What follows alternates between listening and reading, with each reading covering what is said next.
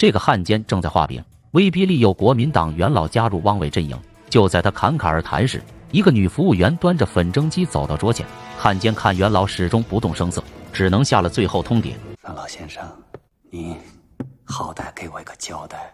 谁知话音刚落，服务员突然从蒸笼里掏出手枪，只听啪啪两声，汉奸就稀里糊涂地领了盒饭。故事发生在抗日战争中期，时任国民党副总裁的汪精卫公开叛国投敌，在南京成立了伪国民政府，并在各敌战区设立了剿匪司令部，肆意残害我抗日同胞。为打击敌人的嚣张气焰，我地下组织随即展开了刺杀行动。一时间，诸多日军高官及汪伪汉奸殒命当场，敌人发疯似的搜捕刺客，但始终没有抓到一个活口。直到1942年双十节那天，汪伪保密局特务处处长叶剑波被刺，也就是本视频开头的那一幕。执行当次任务的女特工